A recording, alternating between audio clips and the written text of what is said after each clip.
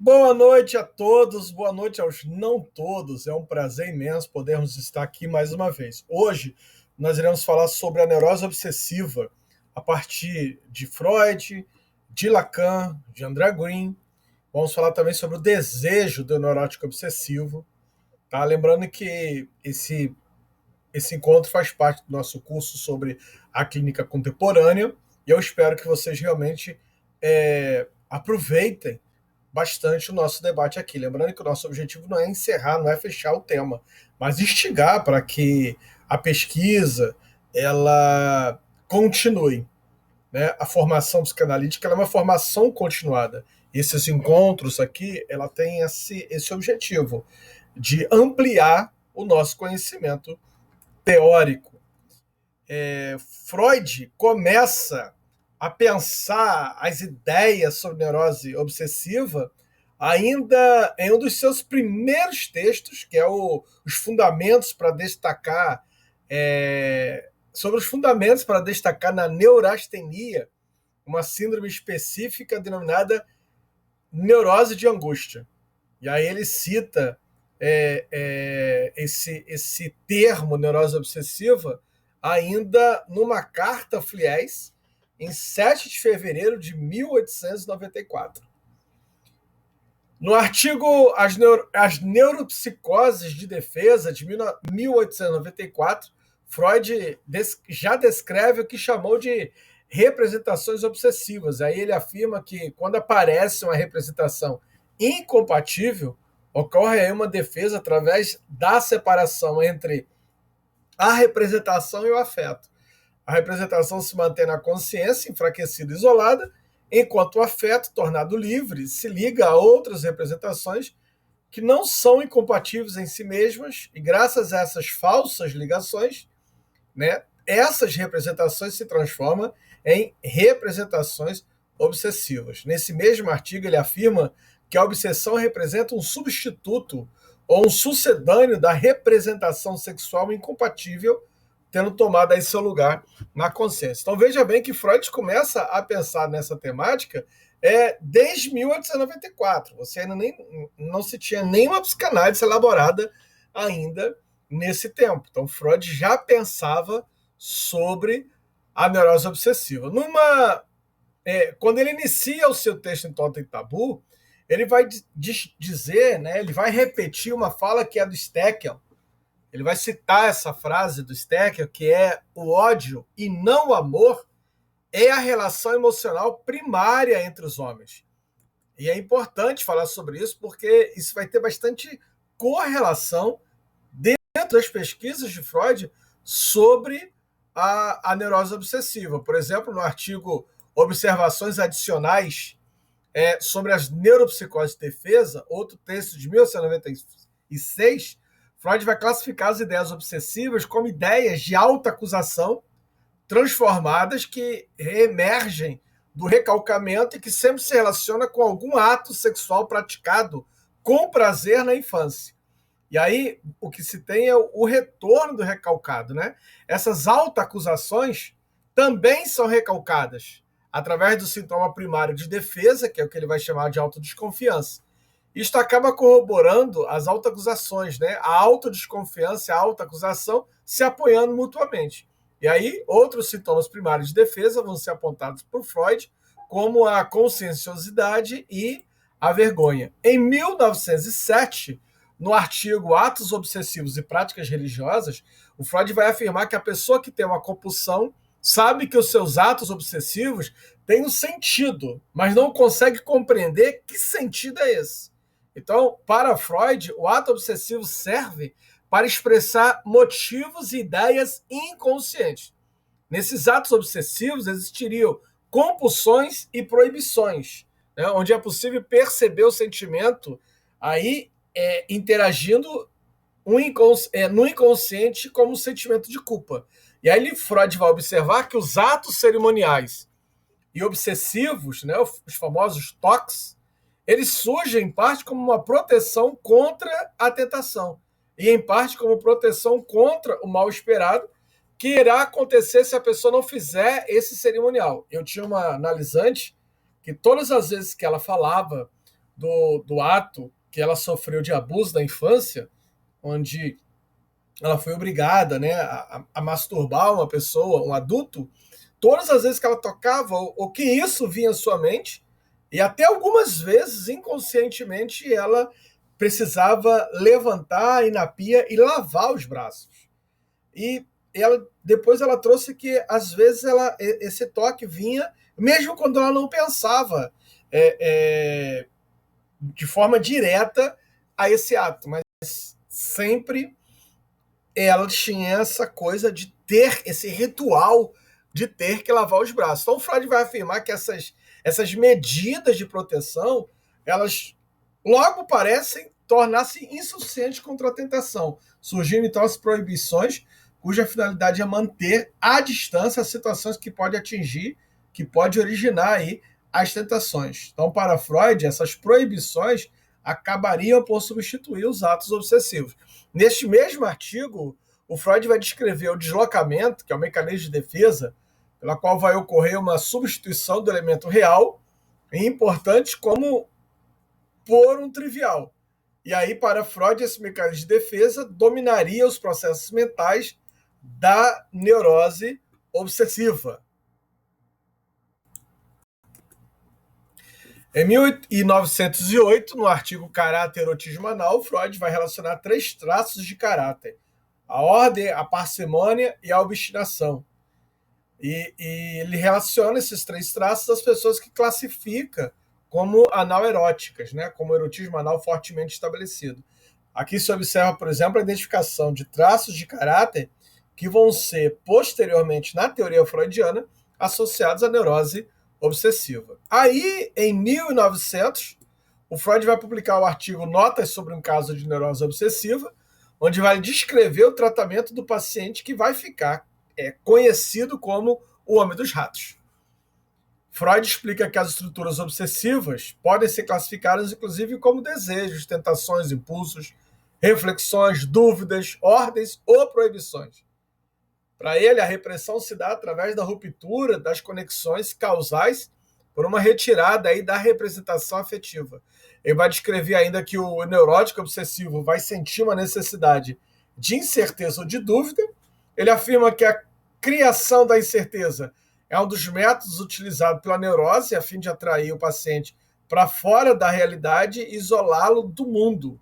Outras características comuns do neurótico obsessivo são a onipotência do pensamento, do sentimento, dos desejos, né, tanto bons quanto maus, e o conflito na relação de amor e ódio. Nesse conflito, amor e ódio existem juntos. Então, não são duas coisas contraditórias, mas que caminham, né, amor-ódio, com forte grau de intensidade, dirigidos à mesma pessoa. O ódio, contudo, fica reprimido no inconsciente. Ali ele permanece e pode aparecer como sadismo. Então, para Freud, em um período bem precoce do desenvolvimento do indivíduo, o amor e o ódio estavam ligados. Depois, os opostos se separam e o ódio é, então, reprimido. E o amor se torna de grande intensidade, como uma reação, né, na tentativa de conter o ódio reprimido. Eu tive uma analisante que, abusada pelo pai, da infância até quase a vida adulta, né, até quase os seus 18, 19 anos de idade, ela relatava na clínica com uma certa satisfação que o pai morreu deitado no seu colo. Então, assim, ao mesmo tempo que ela trazia esse amor com tanta intensidade, na clínica ficava claro esse ódio também intenso, só que reprimido. Então, esse amor intenso e esse ódio também intenso, reprimido, vão conduzir a pessoa a uma paralisia parcial da vontade e a uma incapacidade de se chegar a uma decisão a respeito de qualquer uma das ações para as quais o amor deve suprir a força motivadora, é o que vai dizer Freud.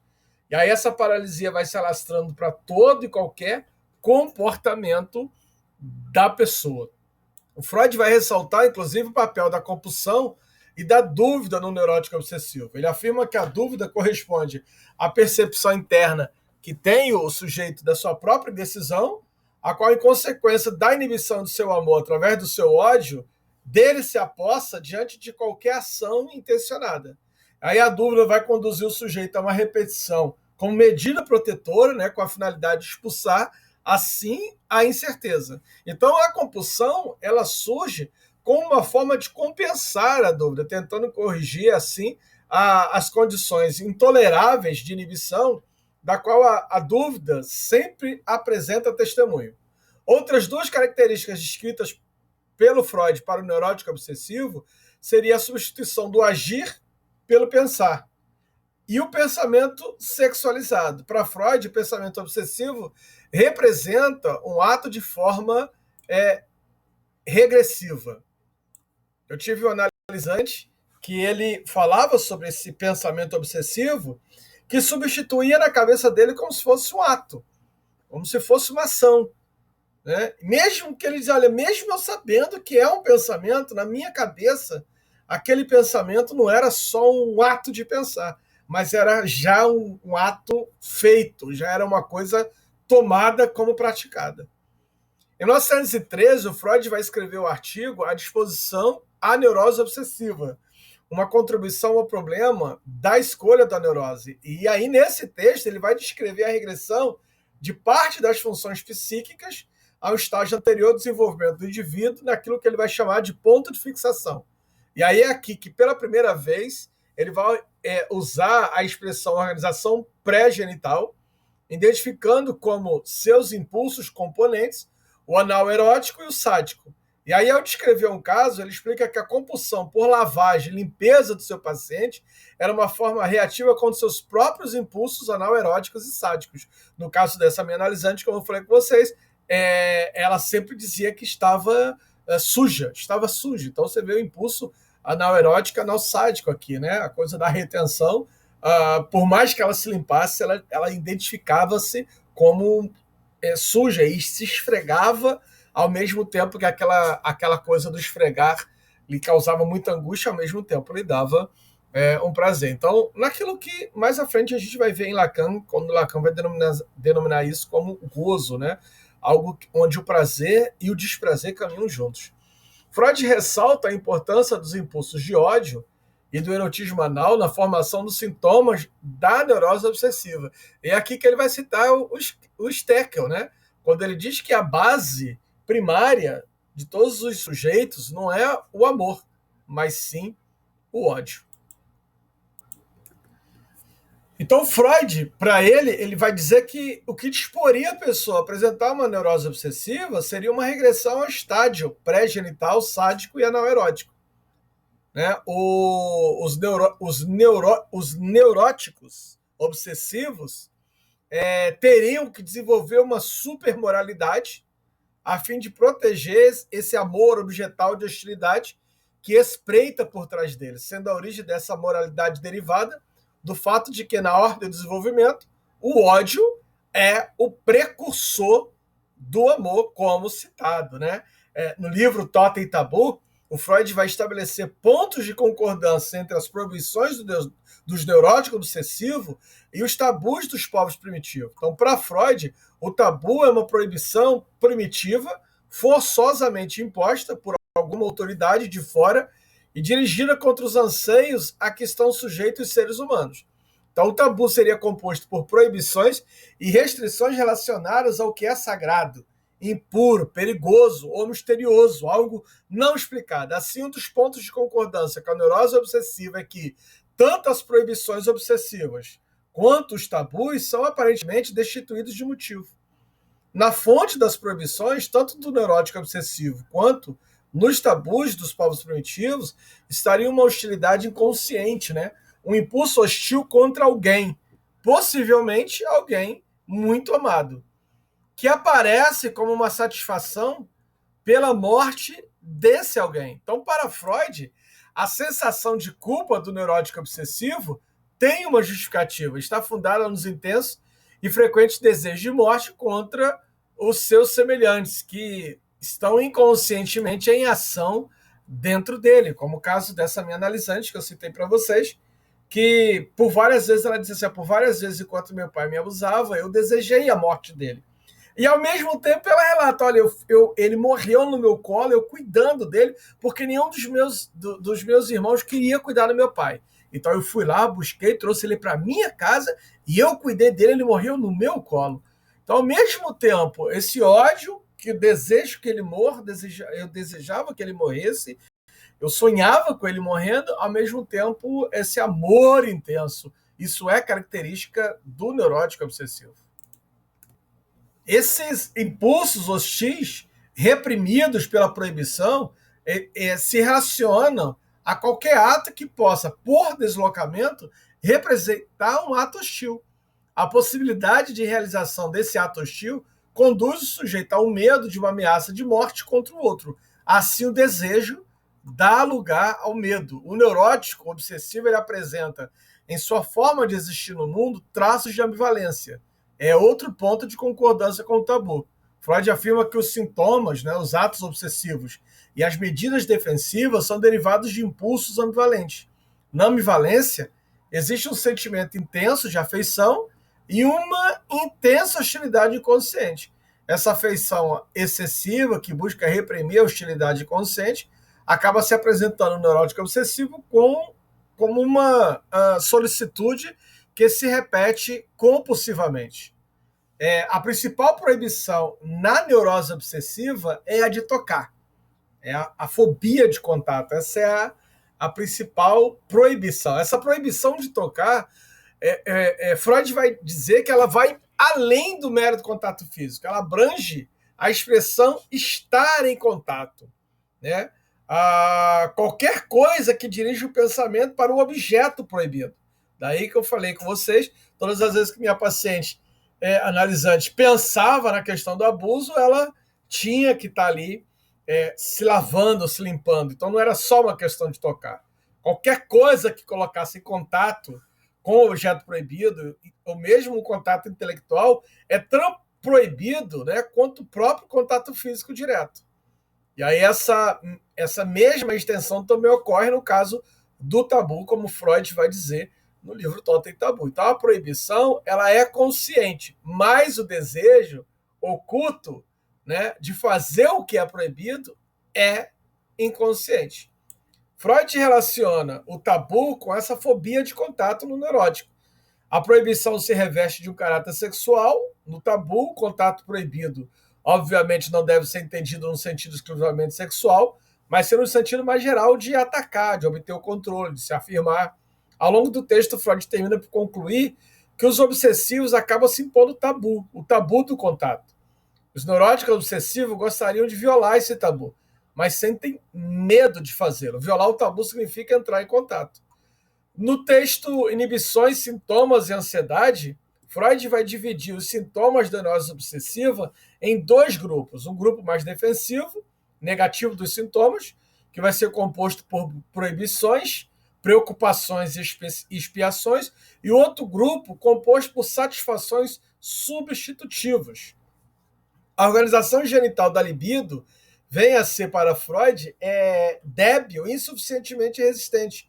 De modo que quando o ego começa seus esforços defensivos, a primeira coisa que ele consegue fazer é lançar de volta a organização genital, né, da fase fálica no todo, ou em parte, ao nível anal sádico mais antigo. A organização genital da libido, assim, vem a ser débil, insuficientemente resistente, de modo que quando o ego começa seus esforços defensivos, a primeira coisa que ele consegue fazer é lançar de volta a organização genital da fase fálica no todo ou em parte ao nível anal sádico mais antigo. Freud vai chamar isso de regressão e vai classificar, né, e a formação reativa entre os mecanismos de defesa. Segundo Freud, os neuróticos obsessivos têm um superego excessivamente severo e rude. O ego, então, que é forçado a se submeter ao superego, apresenta aí fortes formações reativas, como consciência, piedade, né, e asseio. Para Freud, o impulso agressivo está inconsciente para o ego, que só o percebe como um pensamento que não desperta qualquer sentimento.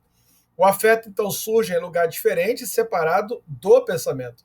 Segundo Freud, o superego não percebe que ocorreu a repressão, não percebe que a ideia e o afeto foram separados, acreditando estar em contato com a verdadeira enunciação, né, e o pleno caráter afetivo do impulso agressivo, e trata o ego em conformidade com isso. Já o ego, que por um lado sabe ser inocente, é obrigado, por outro lado, a ficar cônscio de um sentimento de culpa e arcar com uma responsabilidade pela qual não pode responder. Freud vai descrever dois mecanismos de defesa que podem substituir a repressão. O que ele vai chamar de anulação retroativa, né, desfazer o que foi feito, e o isolamento. Para o neurótico obsessivo, a repressão não consegue alcançar a sua função de mecanismo de defesa, porque o que vai ocorrer é uma busca de satisfação através de sintomas. Já na anulação retroativa, duas ações ocorrem, sendo que a segunda ação cancela a primeira, tentando de forma mágica desfazê-la. No caso do isolamento, característico da neurose obsessiva, segundo Freud, a experiência não é esquecida, mas em vez disso é destituída de seu afeto e suas conexões associativas são então suprimidas ou interrompidas, de modo que ela permanece como isolada, não sendo reproduzida nos processos comuns do pensamento. O neurótico obsessivo apresenta assim um conflito entre o superego e o id, razão pela qual o ego busca afastar a inclusão das fantasias inconscientes e a manifestação das tendências ambivalentes. Quando o obsessivo usa o isolamento, o que ele está buscando é impedir que ocorra associações e ligações do pensamento, seguindo uma regra fundamental da neurose obsessiva, que é o tabu de contato. O papel desse tabu é de evitar o contato com o objeto, seja do investimento amoroso ou do investimento agressivo. O toque e o contato físico, Freud vai falar no Totem Tabu, são a finalidade imediata das catexias objetais agressivas e amorosas. Assim quanto Eros deseja o contato para tornar o ego e o objeto amado uma coisa só, a destrutividade, Thanatos, também deve pressupor contato físico, engalfiamento. E aí a neurose obsessiva começa por perseguir o toque erótico e depois, após ter se verificado a regressão, passa a perseguir o toque erótico à guisa de agressividade. Por isso o obsessivo utiliza o isolamento como forma de defesa, porque isolar é remover a possibilidade de contato. É um método de evitar que uma coisa seja tocada de qualquer maneira. Ao isolar uma determinada impressão, o neurótico obsessivo está isolando os pensamentos referentes a essa impressão dos demais pensamentos, impedindo que eles, então, façam um contato associativo. No mesmo texto, nos adendos, Freud vai escrever sobre a repressão e defesa, explicando que na neurose obsessiva, as ocorrências patológicas elas não são esquecidas. Elas permanecem conscientes, mas são isoladas. Ele reintroduz o conceito de defesa, abarcando todos os processos cujo objetivo é a proteção do ego contra as exigências pulsionais e considera aí a repressão como um desses processos, inclusive relaciona a uma doença específica, que é a histeria, que para Freud a repressão falhou como mecanismo de defesa para o neurótico obsessivo. Esse aí foi o nosso apanhado, né, nossa pesquisa sobre a neurose obsessiva dentro das obras de Sigmund Freud. Para André Green, existe um investimento destrutivo e separação. No texto dele, Metapsicologia da Neurose Obsessiva, ele vai diferenciar o investimento agressivo do investimento destrutivo. O investimento agressivo estaria ligado ao investimento erótico, e assim ele se manifesta na descarga do gozo por um contato estreito com o objeto. Já no investimento destrutivo, que vai ser chamado por ele de investimento pela pulsão de destruição, embora a agressividade se dirija para o objeto imaginário, né, como no investimento agressivo, o sujeito vai evitar a todo custo a produção de tal circunstância e empenho de sua parte de todas as possibilidades de luta. Então, o Green vai afirmar que esse investimento destrutivo é característico tanto da neurose obsessiva como da melancolia. Assim, o obsessivo ele age segundo a função da pulsão de destruição no sentido da separação, disso que se opõe à união. né, ao entrar em contato com o objeto fantasmático ou com suas representações. A orientação dos contra-investimentos teria por objetivo, assim, evitar o encontro nos pensamentos de representações de palavras, de coisas e de afetos relativos ao desejo e ao objeto. Segundo o autor, esse é um trabalho permanente de controle, supervisão e filtragem de tudo aquilo que é percebido e pensado pelo sujeito. Diante do desejo, né, o sujeito da neurose ele tem algumas opções. Ou inibe, ou recalca, ou produz sintoma, né, ou se angustia. A inibição, o sintoma e a angústia, eles estão ligados à estrutura do ser falante, ou seja, na sua relação com o outro, né? O desejo e o gozo. O corpo materializa aí o posicionamento do sujeito frente ao desejo, ao mesmo tempo vai servir de enquadramento para o gozo. Na clínica da neurose, através da inibição do sintoma e da angústia, a inibição, a angústia e o sintoma vão ser resposta do sujeito frente ao desejo desse outro. E acaba aí por gerar um efeito de localização do gozo na neurose. Para localizar aqui o campo do sintoma como aquele onde existe uma presença de um conflito, né? De uma forma singular, do sujeito responder aos impasses aí em relação à castração, ou seja, à sexualidade. Os sintomas na neurose obsessiva, ele vai se apresentar como dispositivo que vai permitir ao sujeito manter o desejo como impossível. É para isso que o obsessivo trabalha na posição de escravo, né? E sustenta o mestre à espera da sua morte. A dúvida e a procrastinação são justificativa pela espera da morte do pai, do mestre. Com isso, ele tenta manobrar sua distância com respeito ao gozo, que fica situado aí no campo do mestre, que ele se recusa a ser.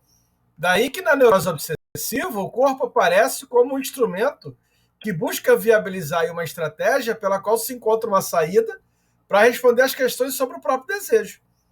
A via neurótica faz do corpo uma armadilha do desejo para o sujeito histérico ou um instrumento de resposta à demanda do outro, no caso da neurose obsessiva. O sujeito obsessivo se mostra, né, com um corpo fixado, um corpo que não se gasta, na intenção de continuar preservado, fica intacto, à espera aí, né, do julgamento final, como vai dizer o Lawrence, né? É um corpo que deve ser dominado e, para isso, o sujeito almeja um corpo esvaziado de gozo.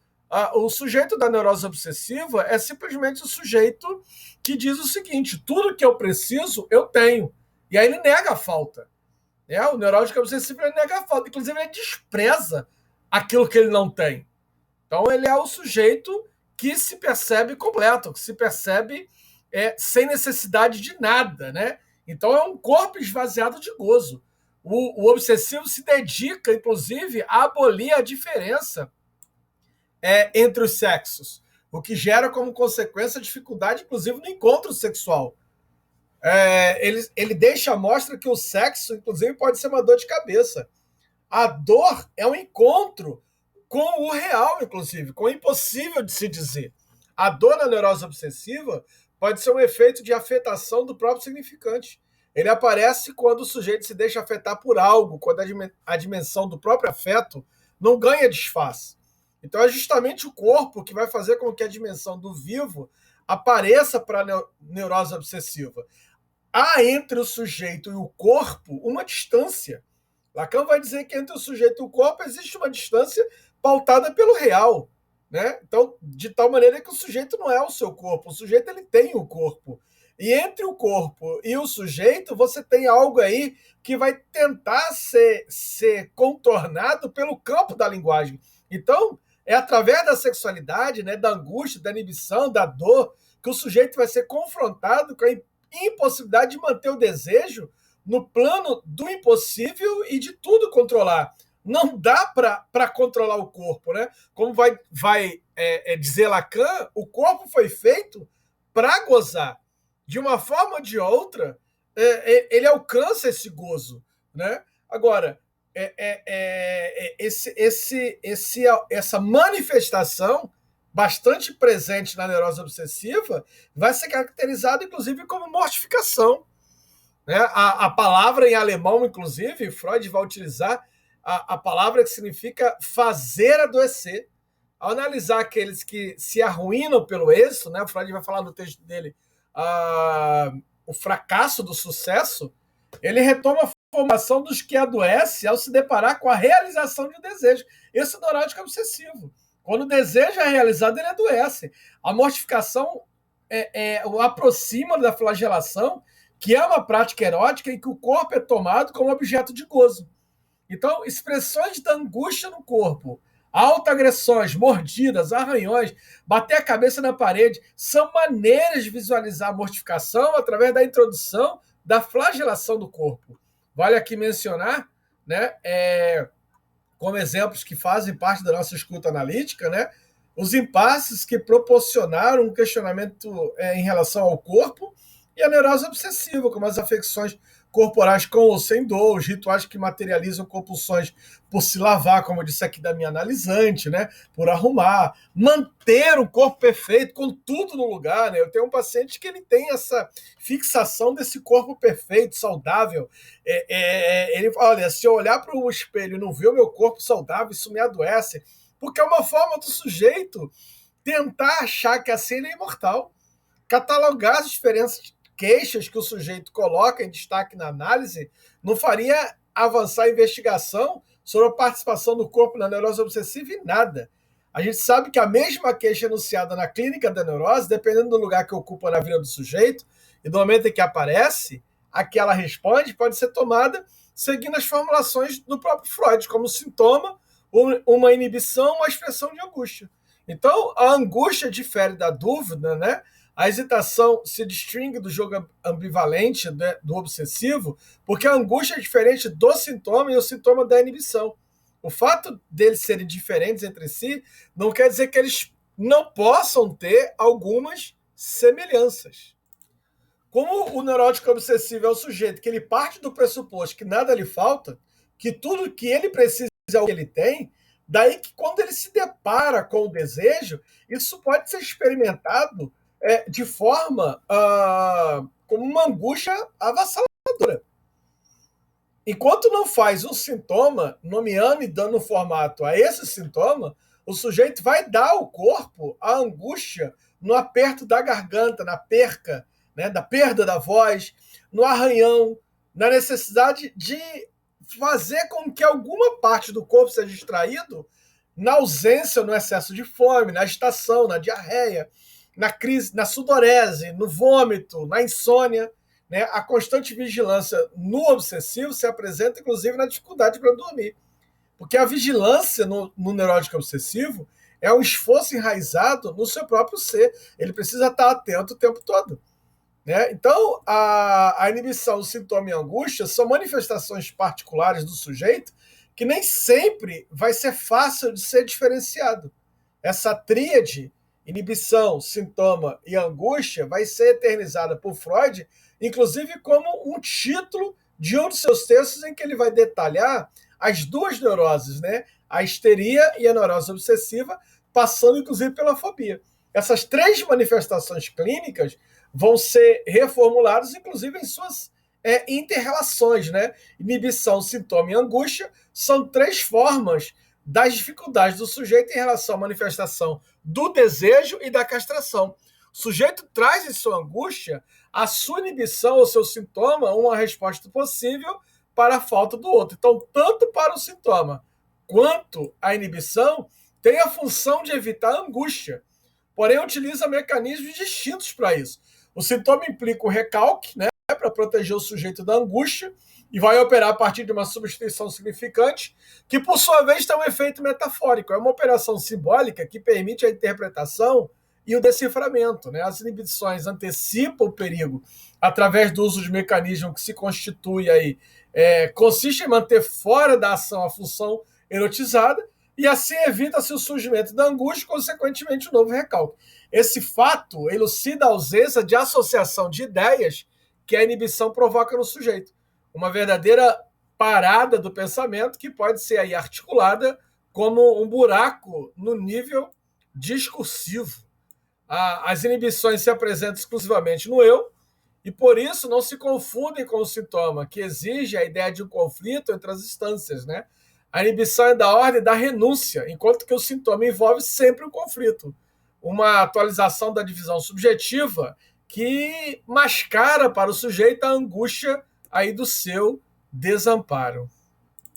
Então veja bem que há uma peculiaridade, né, uma diferença entre inibição, sintoma e angústia, né, e inclusive um ponto comum, né, em Freud dentro desse texto, que é o eu e o corpo. Né? O eu tenta incorporar o sintoma a si, ele é a sede de angústia e onde a inibição se manifesta.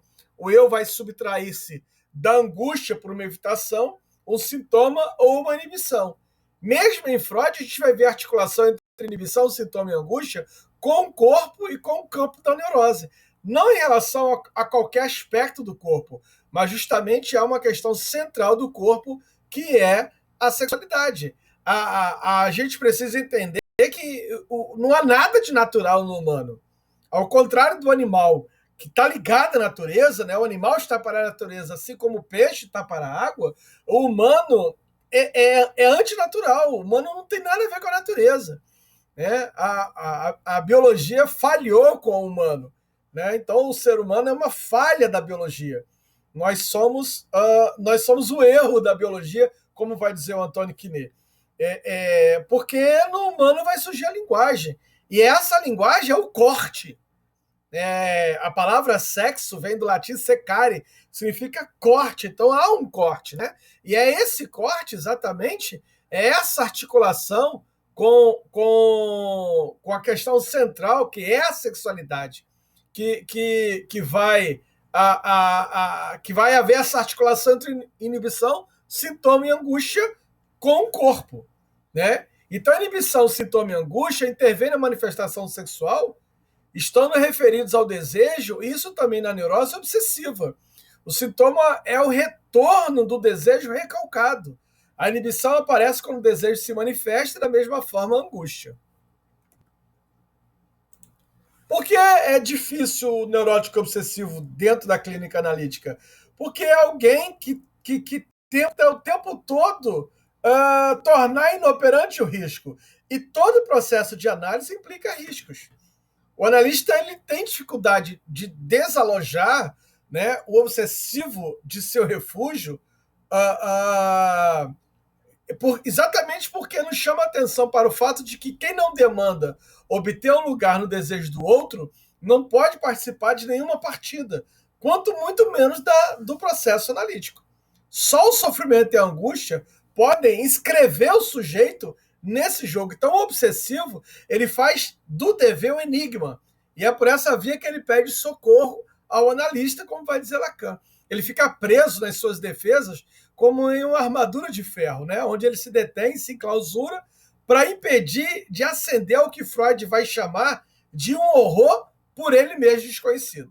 Então, no inconsciente do sujeito, opera a imortalidade. Freud, no entanto, é taxativo quando ele diz que se o sujeito quiser suportar a vida, ele precisa se preparar para a morte. Então, é preciso sacudir o obsessivo de todas as suas defesas. O sujeito da neurose obsessiva vem para a clínica totalmente vestido de armadura. Então, é preciso que a inconsistências do outro, desse neurótico obsessivo, apareça. Né? Se tem uma coisa que o neurótico obsessivo sofre é demonstrar fragilidade. Ele é o sujeito que tem tudo sob controle.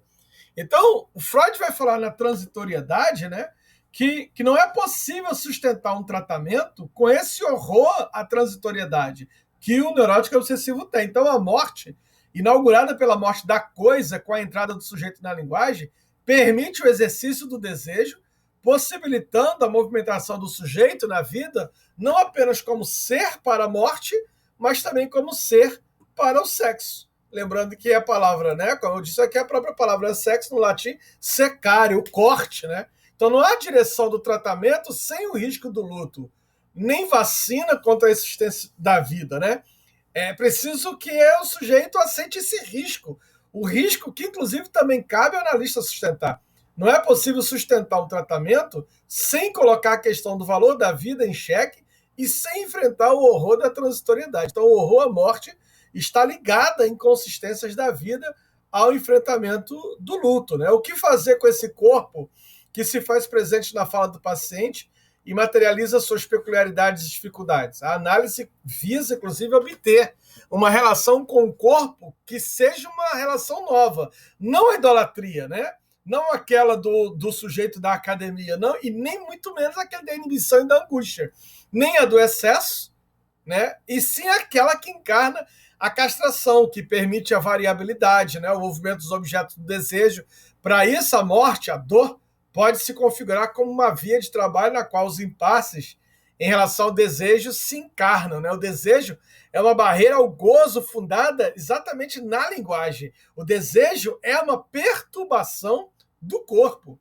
Almejar que a análise possibilite um bom entendimento do corpo com o desejo, né, com o gozo, é uma coisa ilusória, né? O analista que acredita que vai dar conta, o analista que acredita que ele está pronto, ele está dentro do campo da ilusão, porque ele assim desconhece a própria dimensão de alteridade e de estranheza. A especificidade da psicanálise é dar um lugar ao real que não se pode dominar. Entre o corpo e o sujeito, está o corte, está a sexualidade, está o real. Nesse sentido, não se trata no discurso analítico de um saber do corpo, e sim que o sujeito consiga se posicionar frente ao seu desejo, o que deve trazer consequência em sua forma de lidar com o corpo. Não se trata aqui de construir um saber fazer com o corpo que domine a sua natureza pulsional, né? O que uma análise propicia na relação do sujeito com o corpo no campo da neurose, caberia aí ao sujeito inventar, quando possível, uma outra saída que não apenas da inibição, o sintoma obsessivo e a angústia, né? Mas o caminho que ele possa aliar a dimensão do ser para a morte, a de ser para o sexo, erotizando e animando a vida pela sustentação do seu próprio desejo. E a neurose obsessiva pela clínica lacaniana, como é que ela é vista? Vamos falar disso um pouquinho agora. A gente pode aqui falar que o caso do Homem dos Ratos ele é marcante e imprescindível no estudo da neurose. Também não foi diferente com Lacan, quando no início, né, ele vai proferir uma conferência chamada O Mito Individual do Neurótico, em que ele vai abordar esse caso estudado por Freud.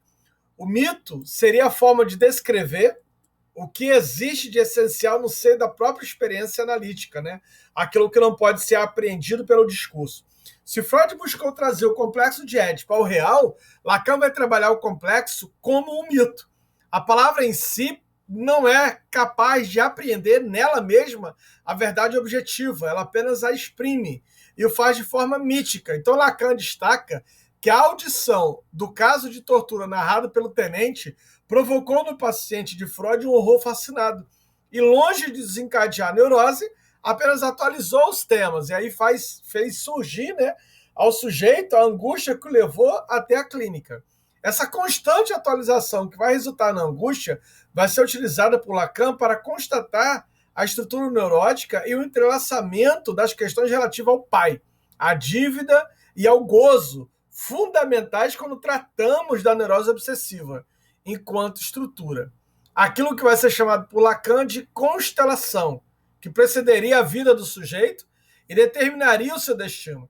A forma como ocorre a união de seus pais e principalmente a forma como seu pai se posicionaria na vida conjugal. Seria determinante e contingencial na forma como o obsessivo, né, vai desenvolver as suas relações e a forma como procurava, em cenários imaginários, como no filme, saídas para a solução de angústias desencadeadas aí por crise. A organização psíquica nas estruturas possíveis se constitui a partir das variáveis do desejo da mãe, do pai e da criança em relação ao objeto fálico. A partir dessa relação quaternária, né, falo, criança, mãe, pai, se estabelece o que Lacan vai chamar de fantasmas, que serão determinantes na relação do sujeito com o desejo.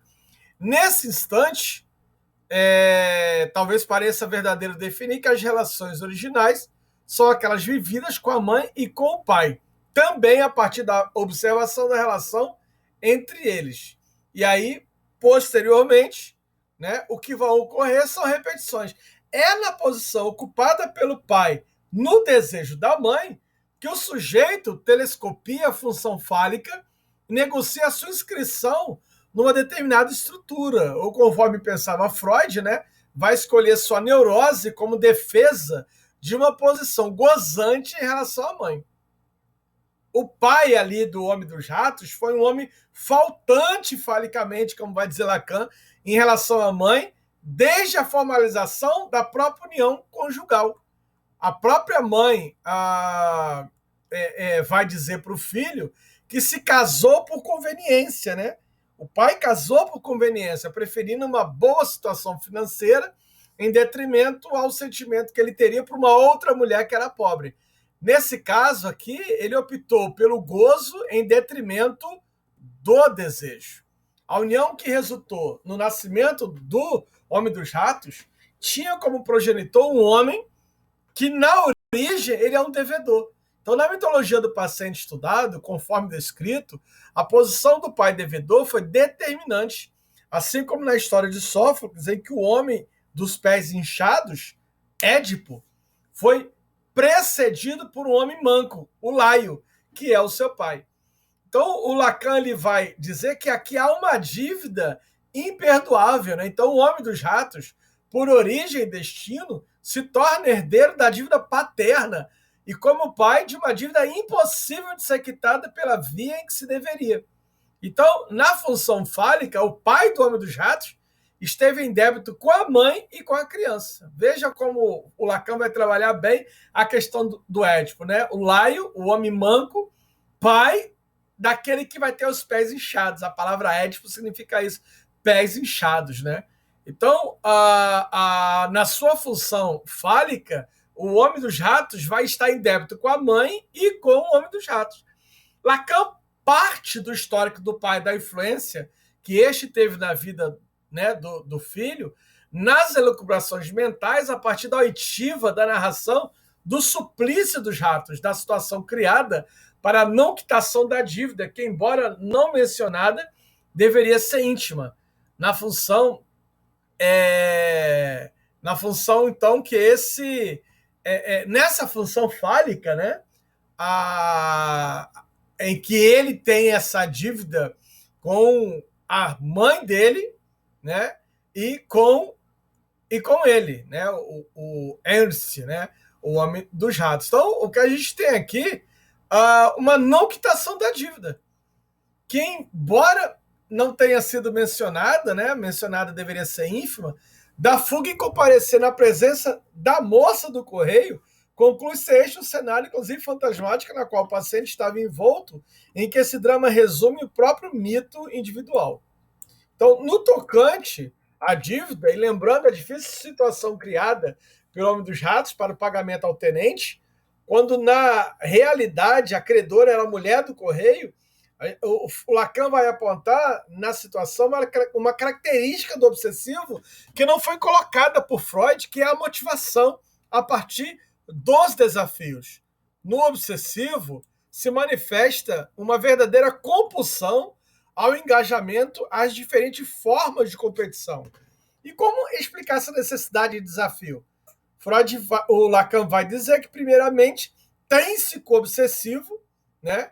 E isso fica bem claro no caso do exemplo do Homem dos Ratos, cria para si uma situação imaginária para se engajar no desafio, que está estritamente ligado a uma adversidade. O combate a qual se sujeita o obsessivo está circunscrito a regras determinadas, às quais ele não pode desobedecer. Essa circunscrição à legalidade esconde na realidade o desejo do obsessivo. Ele se lança no desafio na busca impossível pelo desejo. Então, o obsessivo busca o que consegue o perverso, o gozo. Mas a lei é nele radicalmente marcada, o que lhe impossibilita. Então, no desafio, o obsessivo revive a possibilidade de rivalizar-se com o outro que lhe dita a lei e que lhe demonstra a castração. Esse desafio deve ser lido a partir da rivalidade primeira, criada a partir do qual nos foi colocado, né? Não dormirás com a tua mãe. O obsessivo, mesmo no fracasso determinado, se vê no desafio a possibilidade de responder ao outro, presumido imaginariamente na figura materna. Este é o teu desejo. Quanto a mim, recuso esta limitação do meu. É o que vai dizer Lacan. Na linha de sua proposta, né, o Lacan, se Lacan, assim como Freud, privilegia a análise do sintoma do obsessivo na sua relação com o desejo, ele vai além ao mostrar a função da causa do desejo no objeto perdido, no objeto A. Então, na clínica, não basta apontar-se, ou melhor, não basta que o paciente formule seu sintoma. É necessário que o sujeito seja tocado pelo fato de que existe uma causa a esse sintoma. Se o objeto A é vinculante do desejo, ele, como o resto do surgimento do sujeito no outro, está excluído do mundo dos significantes. Ou seja, não é alguma coisa simbolizável. Nesse sentido, Lacan vai estabelecer a relação do objeto A com o gozo. O obsessivo, na sua posição de dúvida permanente, né, mostra que o seu sintoma de compulsão busca evitar aquilo que é seu, como o resto da sua sujeição ao outro, se afastando ou impossibilitando o desejo, né, ao mesmo tempo em que procura não despertar a angústia da posição de objeto de gozo. Então, no obsessivo, cuja fantasia está presa à fase anal, o objeto causa do desejo é o excremento, que no momento em que é expelido, ou melhor, no momento em que ele é oferecido, cedido à mãe, simboliza para ele a castração. Então, a criança se reconhece no objeto em torno do qual se dirige a complexidade da demanda que apresenta.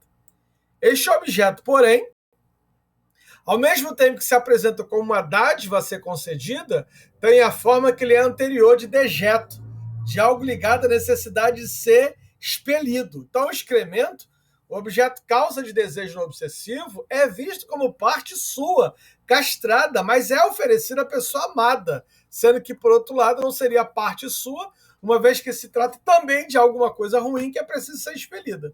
Veja que Lacan vai apontar aqui o objeto A delineado, né, a estrutura obsessiva, onde predomina uma ambivalência desse sim e não. É de mim, se toma, mas todavia não é de mim. O sujeito se constitui como dividido em relação à demanda do outro, uma divisão esta que permite ao objeto em questão simbolizar o falo na fase fálica. A partir do objeto excremento, constitui-se a fantasia do obsessivo, na identificação fálica, em relação à mãe.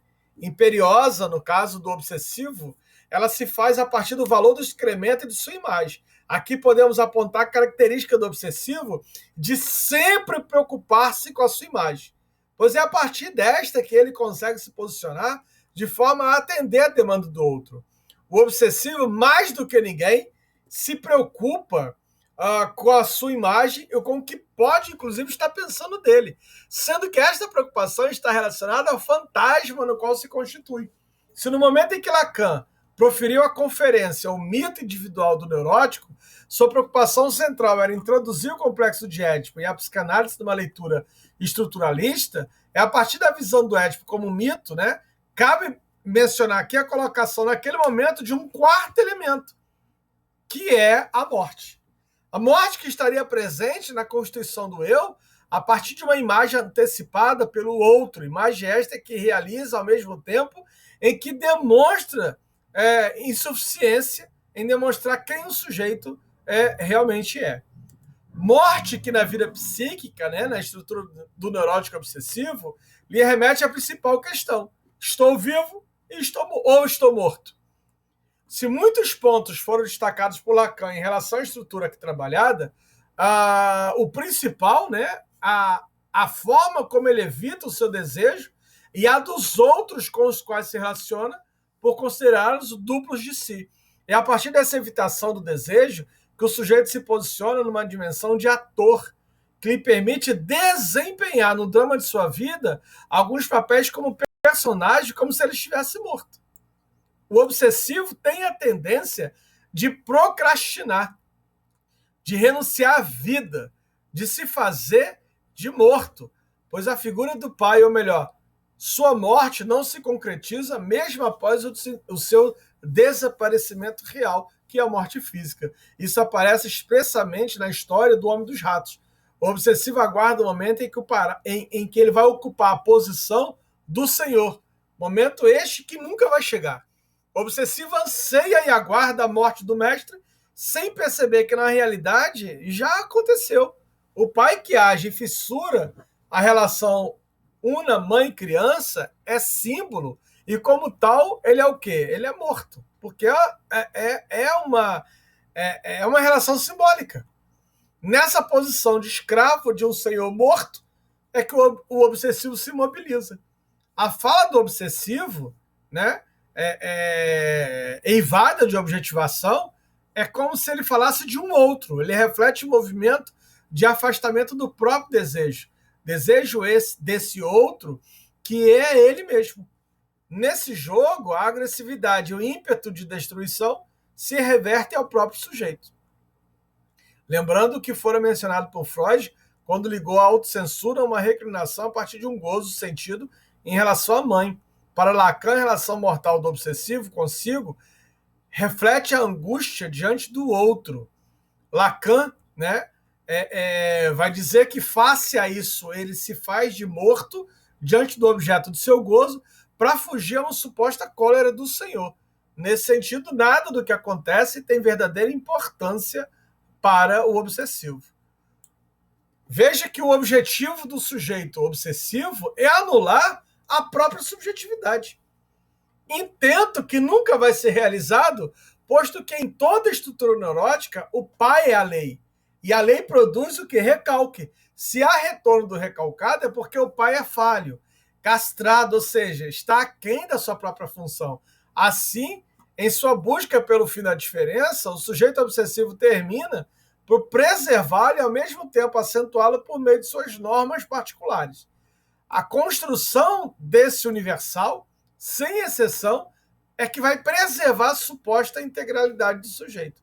Esta armadura que o obsessivo tem, né, que se dá através de uma constante compreensão dos orifícios do corpo e dos pensamentos, expressa uma das múltiplas formas do interdito de contato, reiterando aí a disjunção entre representação e afeto, entre representação coisa e representação palavra, que evoca igualmente aí a dicotomia entre amor e desejo ou entre amor e ódio. Desse modo, é na invenção desse universal que se funda a possibilidade do surgimento da neurose obsessiva. É por conta disso que o neurótico obsessivo ele nega que lhe falta alguma coisa, né? Ele tem a verdadeira ojeriza que lhe falta alguma coisa. Ele diz o seguinte: tudo que eu preciso eu já tenho, não tenho falta de nada. Bom, foi um prazer ter a companhia de vocês. Essa é a clínica, né, da neurose obsessiva. Veja como é difícil lidar com essa clínica. Espero que, a partir desse vídeo, eu possa ter contribuído aí nas questões teóricas sobre a neurose obsessiva. E até o nosso próximo encontro, onde estaremos dando continuidade a esse nosso curso, né, sobre a clínica psicanalítica na contemporaneidade. Um abraço e obrigado por sua companhia.